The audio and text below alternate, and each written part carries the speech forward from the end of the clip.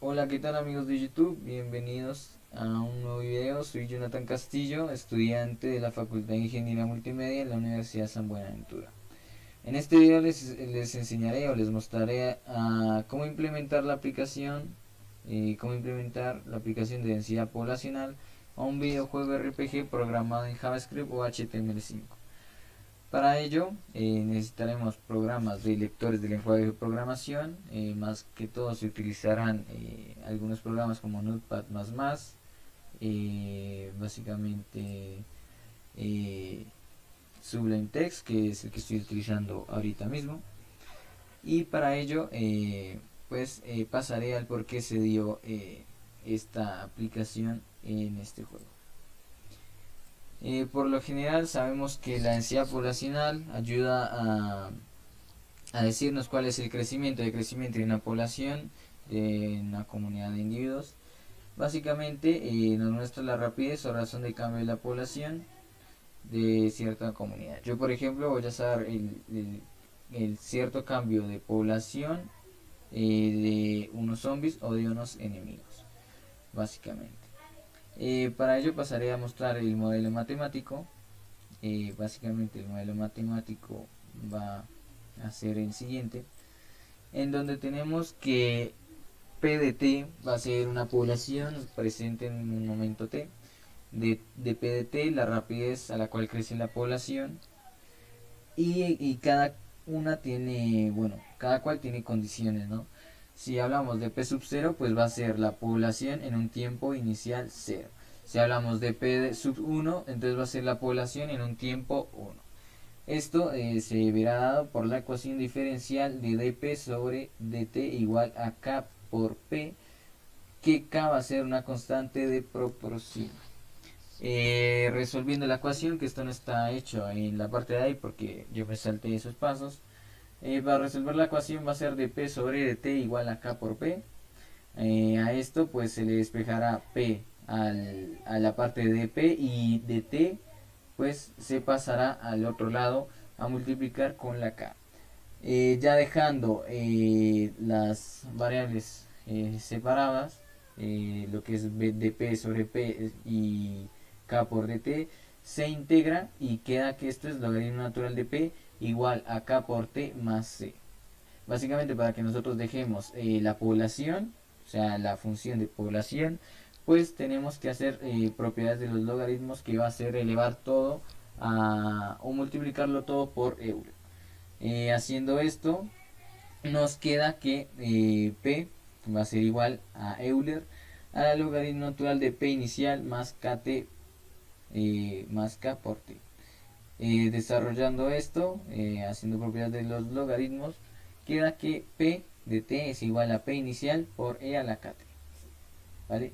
Para ello vamos a pasar a la parte del problema, después de haber explicado esto, y básicamente pues va a ser la ecuación diferencial de P sobre dt igual a kp. Esto pues queda en la función de P con respecto a un tiempo, que va a ser P de t es igual a P inicial por E a la kt. ¿Vale? Nosotros tenemos la condición inicial de que son 3 zombies, habrá una población inicial de 3 enemigos. Tenemos que en un tiempo de 3 minutos habrán 5 zombies. Por lo general, en un tiempo más adelante, que no se ha determinado, hay 8 zombies. Y nosotros queremos saber en 15 minutos cuántos zombies salen. Entonces, para ello vamos a calcular la constante de proporción. Para esto, pues vamos a decir que 5 tercios, o sea, reemplazamos con respecto a la función. Vemos que 5 tercios es igual a 3, que es la población inicial, por E a la 3K. Despejando el 3K para que quede sin el Euler, hacemos propiedades de los logaritmos, lo cual nos queda el logaritmo natural de 5 tercios igual a 3K. Haciendo, despejando K, nos queda que el logaritmo natural de 1.666, que va a ser 5 tercios sobre 3, va a ser igual a la constante de proporción. Por lo tanto, desarrollando esto en la calculadora, nos queda un valor de la constante que va a ser igual a 0.170. Esto lo reemplazamos en la función de la ecuación de P de t, ¿no? Entonces decimos que son P inicial, que son 3 zombies, por Euler a la 0.170 por t, que es el tiempo. Básicamente nosotros estamos hablando que en un tiempo determinado se ven 8 zombies, que es una segunda condición que nos da el problema. Por lo general decimos que son 8 enemigos igual a 3 que salen inicialmente, 3 enemigos por Euler a la 170t. Por esto, para esto se pone 8 sobre 3, ¿vale? Se despeja el Euler a la 170t y se despeja por propiedades de logaritmos para dejar la parte de 8 tercios igual a e a la 170 por t, logaritmo natural de 8 tercios. Esto queda logaritmo natural de 8 tercios igual a 0.170 por t. Despejando t queda logaritmo natural de 8 tercios sobre 0.170. Esto es igual a un tiempo determinado de 5.76 minutos, aproximadamente 6 minutos. Bueno, después de haber demostrado más que todo la ecuación, vamos a pasar a la parte del código de programación, a explicar básicamente cómo funciona el programa.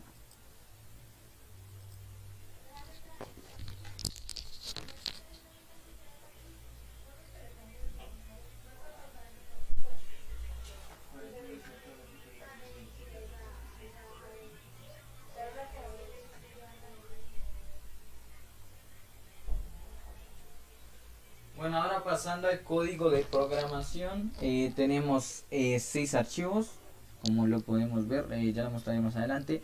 El código estará subido en la parte de la descripción del video. Estará montado el proyecto por si lo quieren mirar, por si lo quieren editar o por si lo quieren mejorar. Esto sí, ya los dejaré por parte o cuenta de ustedes. Bueno, pasaremos a la parte de index, que va a ser como la cabeza, la madre o la cabeza padre del programa. Para ello vamos a empezar con un doctype, que es un tipo HTML. Esto por lo general siempre la parte del cuerpo, el estilo y el código va a ser igual en todos los procesos de HTML, entonces esto no lo voy a mover. El nombre, que va a ser el título de la página, que va a ser que aparezca ahí. El cuerpo, que va a tener una cierta margen, pero por lo general eso no se declara aún. Bueno, para ello vamos a añadir una librería, va a ser un script en el cual la librería va a ser un regest, que va a hacer que nos cargue todo lo que tiene que ver las gráficas, todo lo que tiene que ver los objetos en 3 y 2 dimensiones, la cual hace que nosotros podamos hacer interacciones con ellos o animaciones con ellos. Bueno, aparte de eso, el script que aparece acá pues es un archivo de código. Aparte de eso tenemos los diferentes archivos de códigos que tenemos como jugador.js, nivel.js, que básicamente estos están metidos en el directorio para que lo reconozca la carpeta index. Por lo general estos están metidos en una carpeta que se llama JS y en el cual aparece la parte del script del jugador, como el script del nivel, enemigo, bala, etcétera. Al final de todo ponemos el cuerpo, que va a ser la parte de donde va a terminar el cuerpo del programa, y el HTML, que indica la referencia de lo que va a ser el código, cómo va a funcionar. Entonces vamos a comenzar por la parte de jugador, del script de jugador. Para ello pues podemos ver que declaramos varios procesos, ¿vale? Primero vamos a declarar jugador, que va a ser siempre una función. Digamos, si yo quiero declarar enemigos, si yo quiero declarar balas, si yo quiero declarar nivel, pues básicamente va a ser esto igualado a una función que va a ser el proceso en el cual lo lea en el proyecto del index para que lo lea en la página, ¿vale? Bueno, ahora vamos a añadir, digamos, para añadir un jugador, pues yo en este caso le voy a añadir una textura. Añado una carga de textura que esta va a ser igual para todos los procesos, digamos, para lo que viene siendo la bala, el enemigo. Si le quiero añadir texturas, pues para esto tengo que añadir este loader, que va a ser el que me añada las texturas. Entonces decimos que es var loader, cada vez que vayamos a declarar un proceso le tenemos que poner var en la parte del frente para que lo lea. Si no le ponemos eso, pues no lo va a leer o lo va a tratar de dar como error. Entonces ponemos var loader igual a new re, que es darle la librería, y punto texture loader, que esto lo trae la librería Re.js, que fue la que declaramos el http, que está en la carpeta index. Ay, que se me cerró, a ver, vale, que es este index, que es este URL que tenemos acá, que va a ser la librería, ¿vale? Entonces, pues el loader va a estar en la librería que nosotros hemos cargado de la página, y por lo cual hace que añada las texturas. Ahora vamos a añadir el objeto jugador. Esto es muy importante porque si queremos añadir cualquier objeto, cualquier cosa en nuestro juego, pues básicamente tenemos que añadir una geometría y un material. En este caso, pues para hacer el objeto jugador, yo lo que hice fue añadir una esfera en el cual tenga un radio de 0.25 con una dimensión en X y en Y de 20 cada uno, para que sea igualmente proporcional.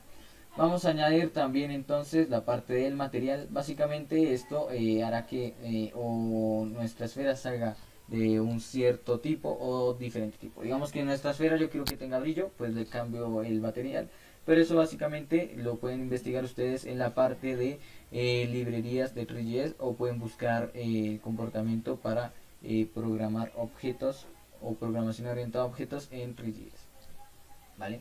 Entonces, bueno, acá podemos verlo. Ya yo he añadido Mesh Basic Material, en el cual hace que me lea la textura.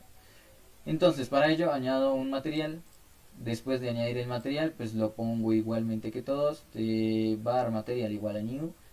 Tree, que va a ser de la librería. Mesh Basic Material, que este es lo que carga la librería, ¿vale? Bueno, después de añadir eso y añadir la esfera con las dimensiones y sus atributos, vamos a añadir la textura. Para eso vamos a igualmente nombrar un proceso, va a ser Texture Player, que este Texture Player pues será cargado de la, como dije, de la parte que yo le nombre, ¿no? Digamos, si yo le quiero nombrar textura jugador 1, pues lo añado. Y acá básicamente hago igual a loader, que va a ser el loader de acá arriba. Como pueden ver, acá se seleccionó.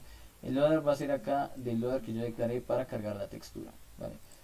Va a ser loader.load, que lo que va a hacer es que cargue la textura y entre paréntesis el archivo que queremos que cargue. Por ejemplo, como es una imagen, está con el formato .jpg. Pueden haber imágenes que ya sean .png o .jpg, bueno, pueden haber varias. En este caso yo tengo la imagen .jpg y lo pongo entre paréntesis para que sepa que esto es las letras que yo las tengo guardadas y no es un código, ¿vale? O no es un proceso. Después de eso añadimos el mapeo del material, que va a ser igual al texture player. Yo acá le pudiera haber dicho textura jugador 1, que acá lo nombro igual, pero básicamente es para que me cargue el mapeo del material con respecto a la textura que yo acabo de añadir, ¿vale? Bueno, pasando de eso, añadimos el jugador. Básicamente yo lo he llamado como cubo. Entonces decimos este cubo o this cube es igual a new pre-mesh, que va a ser la mesa de trabajo. Entre paréntesis abrimos la geometría con el material, o sea, vamos a cargar lo que viene siendo la geometría que hemos dicho anteriormente y el material igualmente que hemos dicho que lo íbamos a cargar. Después de eso añadimos la posición del jugador, que va a tener una posición en X en 2 y en Y en 2, para que salga de una forma centrada en donde nosotros declaremos en el mundo, que eso ya lo hablaré más adelante. También cada vez que añadamos una textura, pues tenemos que crear una iluminación. Para que añadamos una iluminación, pues básicamente ponemos un código igual que declaramos un proceso var light, que va a ser la iluminación, igual a new tree, que lo que va a hacer es que cargue un nuevo material de la librería, .point light, que esto ya lo trae la librería. Bueno, de aquí declaramos un código que va a ser el tipo de color que queremos, digamos que sea un opaco, un rojo, o una iluminación roja o verde, bueno, no como nosotros queramos. Este por lo general es un código de color blanco. Yo puedo buscar los códigos, o pueden buscar los códigos en internet, códigos programables o códigos de programación de colores, para que nos pueda salir los códigos y nosotros los podamos acá cambiar si queremos un color diferente. Yo por lo general tengo este blanco. Esto, el otro atributo va a venir siendo del tipo de iluminación, o sea, el tipo de brillo que queremos que tenga nuestra iluminación. Digamos, si nosotros queremos que nuestro archivo tenga poca iluminación, le podemos bajar la cantidad 0.5 o mucho menor, si nosotros queremos poca iluminación. Por lo general yo lo tengo en 0.9, casi 1, porque la iluminación es bastante y lo que quiero hacer es que se vea todo bien. todo bastante bien, el jugador como el nivel. Bueno, para ello, pues nosotros tenemos que poner la posición de la luz con respecto a la posición del jugador. ¿Para qué? Para que cuando nosotros nos estemos moviendo, pues básicamente la luz no se quede en un solo sitio, en un solo punto, sino se mueva con nosotros. Entonces básicamente lo que hará esto es que se mueva la luz con respecto a la posición del jugador y por lo general haga que quede la luz con respecto al jugador y nosotros lo podamos ver cada vez que nos estemos moviendo. Al terminar, pues como siempre, añadimos una escena con el nombre del proceso que nosotros hayamos declarado. En este caso, live. Añadimos esto a la escena, entonces esto quiere decir que ya está añadido como el cubo, tanto el cubo como la iluminación en el mundo. Ahora vamos a hablar del render. El render va a ser como una especie de animación, lo cual hará que todo lo que nosotros hagamos dentro del render se actualice. Cada vez que actualicemos, pues va a haber un cambio diferente. Por ejemplo, dentro del render yo puse la parte del movimiento del jugador, básicamente. Entonces, para el movimiento del jugador en Y, nosotros hemos declarado teclas. Las teclas, cada tecla tiene un código, básicamente cada tecla tiene un número. Digamos, la tecla hacia arriba tiene el número 38, que eso también lo podemos consultar en internet, el número de código de tecla.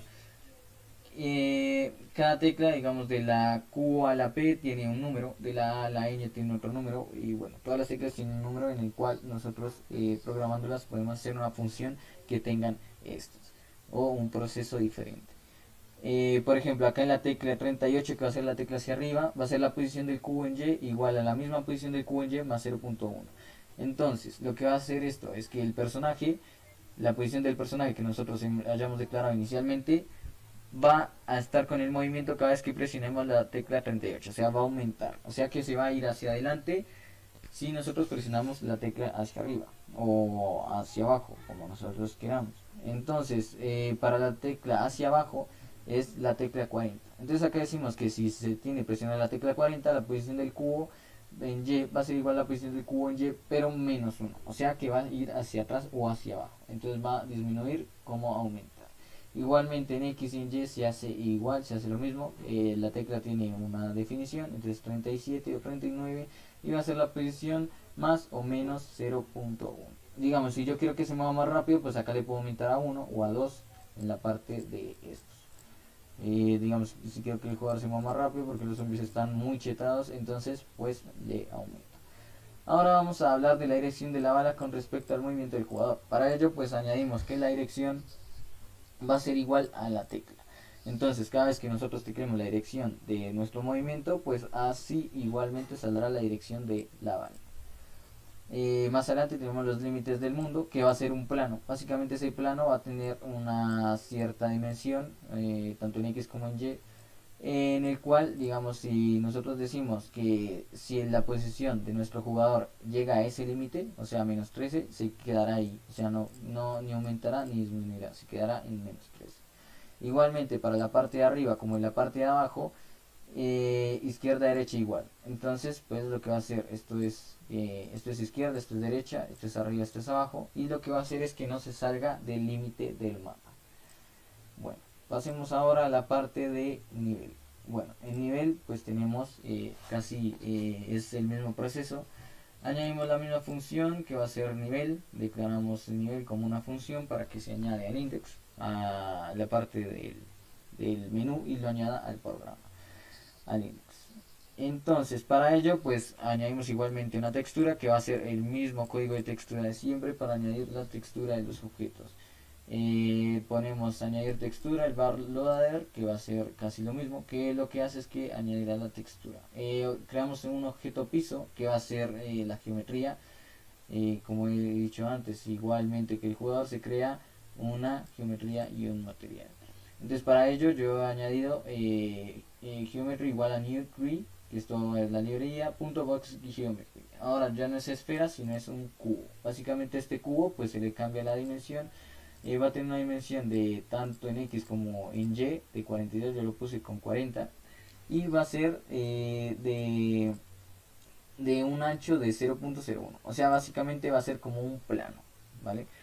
Bueno, ya después de añadir la geometría, pues vamos a añadir el material. Para ello, pues vamos a hacer lo mismo de siempre, lo de Mesh Basic Material para que me lea la textura. Después de eso añadimos igualmente el proceso de backstexture piso como en la de jugador y con el mismo loader.load cargamos nuestra imagen. Yo por ejemplo tengo una imagen de arena para que se vea como si estuviera en una especie de playa. Bueno, vamos a pasar a la parte del material, que básicamente lo que hace es que carga la textura que tenemos arriba y pues esto lo carga en el mapeo del material. Ahora vamos a pasar a la parte del cubo. Ya cuando tengamos nuestro material en esta textura, pues lo vamos a añadir acá, como si fuera la geometría que la hemos declarado al principio, y el material que le hemos declarado el mapeo, que es la textura, y el material que es Mesh Basic Material.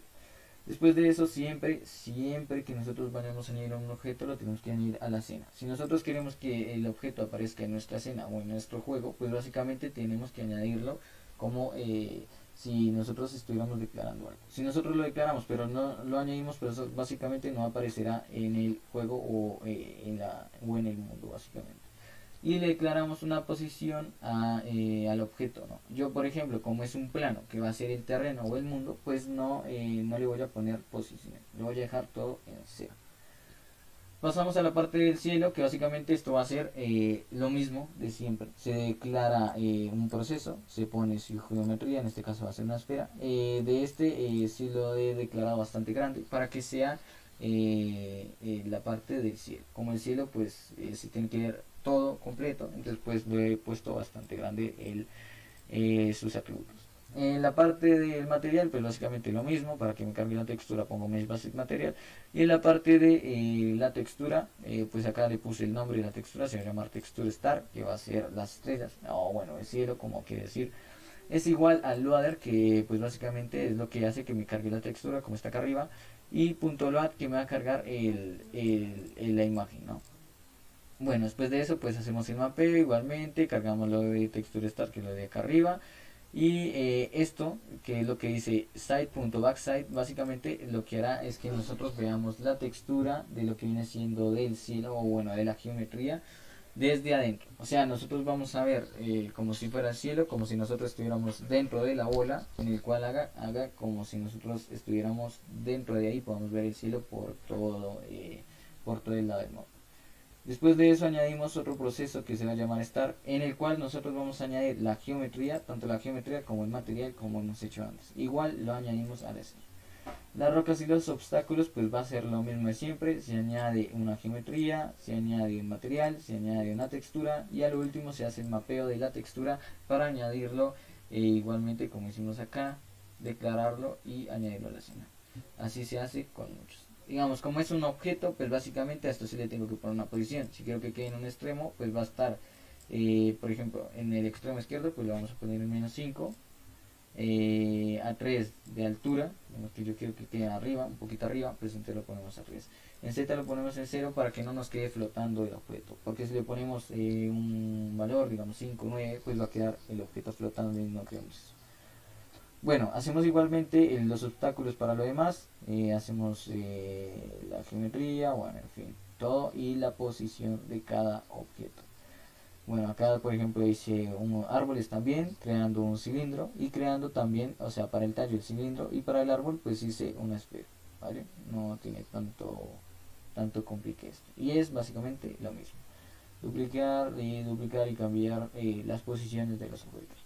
Al último, pues básicamente añadimos la luz de la escena. Básicamente la luz de la escena, pues lo que va a hacer es que, pues como todos los archivos tienen textura, pues hace que toda la textura se vea. Toda la textura tenga una iluminación.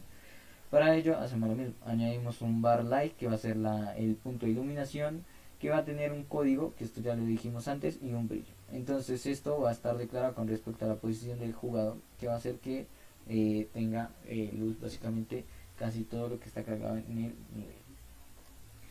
Pasando del nivel, vamos a pasar a la parte de enemigo, que básicamente esto es igual que cuando declaramos al jugador. Declaramos var enemigo, una función, añadimos la textura siempre con el loader, o sea, esto nunca va a cambiar para nada. Añadimos el objeto enemigo, que va a ser igualmente la geometría con sus dimensiones o sus atributos, el material, que por ejemplo hemos elegido Mesh Basic Material para que lo lea con la textura.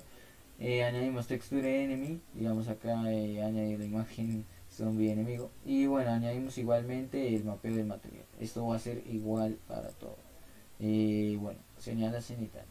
La posición del enemigo pues básicamente va a ser la diferencia, o bueno, va a ser la posición en un random. Entonces lo que va a hacer esto es que cada vez que el enemigo reaparezca, pues lo va a añadir en una posición aleatoria. Una posición que nosotros no sabemos por 5. Básicamente porque el proceso este de mat.random hace que se cree una posición, o bueno, declare un número de posición que es muy bajo, muy bajito, por ahí de 0. Tanto, 0. Tanto. Entonces por eso lo multiplico por 5 para que aumente la posición y se pueda ver cómo cambia la parte de la posición. Bueno, después de eso también, como hicimos con los anteriores, declaramos una luz a la escena que básicamente va a hacer que se vea la textura que nosotros le hayamos puesto al enemigo con la posición del enemigo. Entonces con la posición en X, Y y Z. Añadimos a la escena y después de esto añadimos la velocidad del enemigo. Entonces añadimos que la velocidad va a tener una velocidad de 0.03, en X y en Y la dejamos en 0 para hacer la parte del render. Bueno, esto va a ser el render. Lo voy a poner como comentario. Y bueno, en el render, ¿qué vamos a hacer? En el render, pues básicamente, como les expliqué antes, es la animación de todo. Entonces para ello pues hacemos el cálculo del ángulo, básicamente para que el enemigo se mueva hacia donde está el jugador con respecto a tal ángulo. Entonces para ello pues hacemos, yo digo que la posición en X del jugador, básicamente, menos la posición en X del enemigo,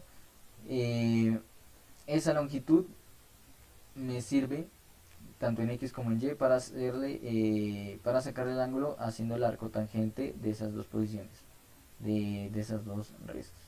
Sacando el arco tangente de las dos restas tanto en X como en Y, yo puedo calcular el ángulo. Ya con el ángulo pues puedo hallar la velocidad del enemigo, como acá le hemos declarado en 0 y en 0, pues básicamente se declara la velocidad. La velocidad va a ser la velocidad que nosotros le hemos dado antes, que es de 0.3, por el coseno del ángulo, o por el seno del ángulo, básicamente por la dirección que esté tomando el jugador.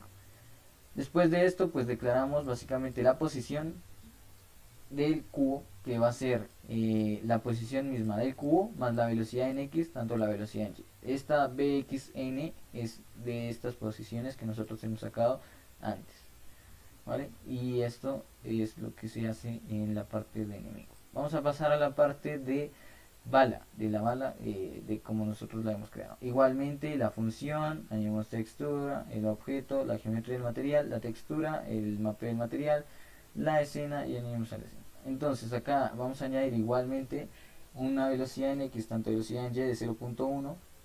Vamos a añadirle la luz para que se pueda ver nuestra textura. Y vamos a añadir un tiempo en el cual podemos declarar varias funciones. Ya diré esto para que sirva. Bueno, vamos a declarar una función de vivo y muerto. Básicamente va a estar vivo cuando la bala esté con el jugador y va a estar muerto cuando salga el jugador, o sea cuando esté en movimiento, para que ésta se recargue. Lo que hace es que cuando llegue a un cierto límite se recargue la bala y hace que vuelva a salir del jugador, o sea como si estuviera realmente disparándose.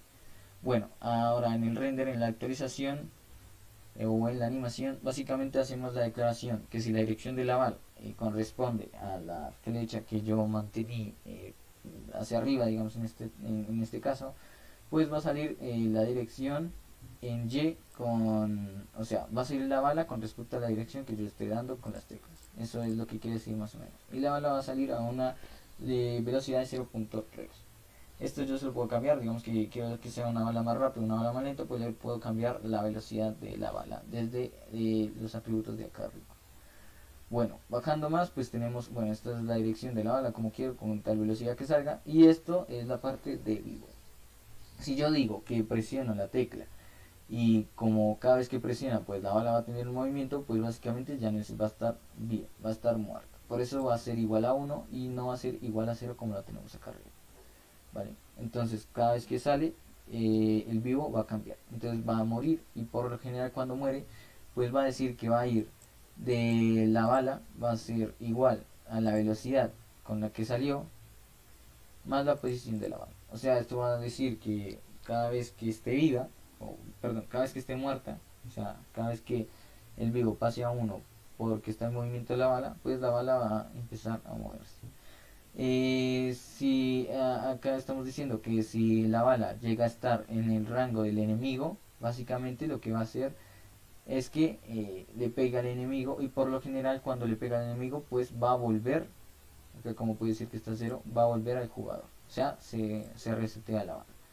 Entonces acá dice, si no, pues la bala pues seguirá de largo, ¿vale? Y no hará nada más. O sea, llegará a un límite en el que se vuelve a recargar porque ya llegó a una cierta distancia, ¿vale? Bueno, eso es por la parte de la bala. Vamos a pasar ahora al apartado de el menú.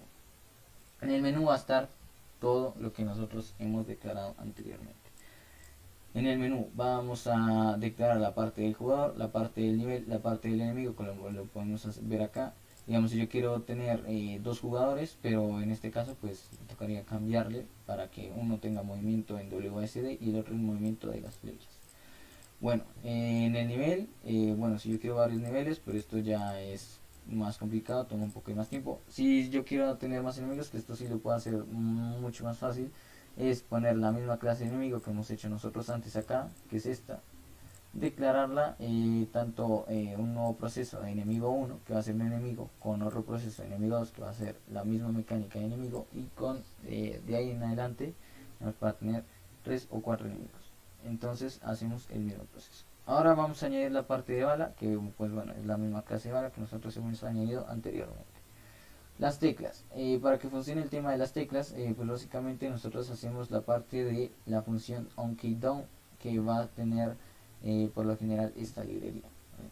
Entonces onKeyDown o onKeyUp, que va a ser lo que hace es que cada vez que presionemos una tecla haga su función, ¿no? Acá dice función, añada un evento con respecto a su función. Por lo general las teclas van a tener un valor, todo tiene un valor. En este caso la tecla tiene un valor de 0, que va a ser su valor inicial. Básicamente cuando yo presiono una tecla pues va a cambiar su valor y va a ser un evento. Bueno, antes del render pues voy a hablar también de la cámara y la posición. Bueno, acá en la cámara pues básicamente nosotros la posición de la cámara es donde nosotros queremos que esté. Si nosotros queremos que esté un poco atrás, que se vea más que todo la parte del terreno, o si nosotros queremos que esté más cerca a la cámara, o si queremos que esté un poco de lado o del otro lado. La rotación pues básicamente lo que hará es que rote tanto en X como en Y, y tenga tanto espacio o tanto o vea desde tal perspectiva. Para eso entonces pues va a tener tal perspectiva, entonces va a hacer que se vea tanto en diagonal como de frente como arriba, o sea como si nosotros estuviéramos arriba y lo estuviéramos viendo abajo el terreno. Pues básicamente eso va a ser lo de la rotación. Antes de eso pues tenemos una escena, tenemos para la escena pues tenemos la librería que nos carga la escena, el aspecto que nos carga la ventana, tanto el ancho como el alto. Tenemos la cámara de perspectiva, que esto por lo general lo genera normalmente el programa de menú. Y esto, pues básicamente esto no es de tanto, es de solo las proporciones que necesita tener el menú. Eso no tiene nada que ver. Bueno, después de la parte de tener declarado todo, vamos a la parte del render. Entonces para ello vamos a poner render.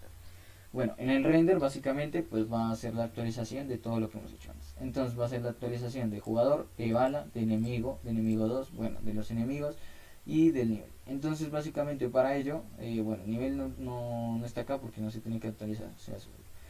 Bueno, para la colisión, pues básicamente vamos a añadir una distancia que va a ser la diferencia, bueno, la raíz de la diferencia de la posición del enemigo con la posición de la bala, ¿vale? Para que colisione la bala con el enemigo, más el mat.pow, que eso lo podemos ver o consultar en la parte de librerías, que lo que hace es pues que nos dice cada definición del map. Bueno, entonces decimos que es el map.pow de la diferencia del enemigo con la bala, básicamente tanto en X como en Y. Esto es para la dirección de arriba. Entonces cada vez que, o sea, si cumple que es mayor o igual a 0,1, o sea, si la bala va hacia arriba y cumple con la misma posición del jugador, del enemigo, perdón, entonces habrá colisión. Cuando genera colisión, pues básicamente lo que hará es que el enemigo cambie su posición a una mat.random o reaparezca como lo hemos dicho anteriormente. Bueno, igualmente la colisión está dada con este código. Cada uno es diferente, tanto arriba como abajo, como a la izquierda, como a la derecha. Y esta es una colisión aparte. Bueno, esta es la colisión de bala a enemigo. ¿Vale? Toda esta de acá es una colisión de bala a enemigo. Y la parte de acá es una colisión de enemigo a jugador. Bueno, la parte de colisión de enemigo a jugador, igualmente como la anterior, es la raíz de la posición del jugador menos la posición del enemigo. Básicamente más el mat.pow de la posición del jugador en Y con la posición del enemigo, igualmente tanto en X como en Y. Es lo mismo. Ahora, decimos que eso va a ser una distancia, ¿no? De 4 en minúscula. Diciendo que la distancia de 4 en mayúscula es igual a la distancia que nosotros declaramos anteriormente, menos 0.1 más 0.1. Esto básicamente es el rango de cada jugador, o sea, de tanto del enemigo como del jugador, ¿vale? Bueno, entonces haciendo este de 4, nosotros decidimos que si el de 4, o sea, la distancia es igual a la distancia que nosotros tenemos tanto del jugador como el enemigo, o sea, eso quiere decir que el enemigo nos ha tocado, por lo tanto nosotros hemos muerto. Por ejemplo, acá anuncia, manda una alerta y anuncia que dice juego terminado. Igualmente, tanto la dirección hacia arriba como la dirección hacia abajo, izquierda y derecha. A lo último, pues añadimos el render con la escena y cámara, que básicamente esto va a hacer que nos muestre el apartado de escena y cámara. Esto es lo que viene siendo el menú. Todo esto va en la carpeta index, como lo podemos ver acá, que nos identifica todo lo demás, ¿vale? Bueno, ahora voy a explicar la parte que tiene que ver con el funcionamiento del juego. Bueno, para ello pues me voy a dirigir a la parte del apartado donde tengo el archivo. Esta es la capturadora. Vamos a dirigirnos a la parte del documento. Yo tengo como proyecto programación. Acá tenemos el archivo index. Este archivo básicamente es muy recomendable. Como yo tengo las texturas todo en documentos de imágenes, JPG, PNG, les recomiendo mucho abrirlos con Mozilla Firefox. Con Chrome, si lo abrimos con Chrome, no va a reconocer las imágenes, o con Internet Explorer, Microsoft Edge, no las va a reconocer y pues va a ser un complique hacer que se ejecute. Entonces básicamente vamos a abrirlo con Mozilla y acá podemos ver cómo hace el funcionamiento, cómo vuelven a reaparecer los zombies. Vemos que la bala tiene un cierto límite y cada vez que nos toca un enemigo parece como juego terminado. Eso fue todo, espero que les haya gustado. Esto es aplicaciones de la densidad poblacional dadas a través de los videojuegos en HTML5. Soy Jonathan Castillo y que tengan buenos días, tardes y noches. Adiós.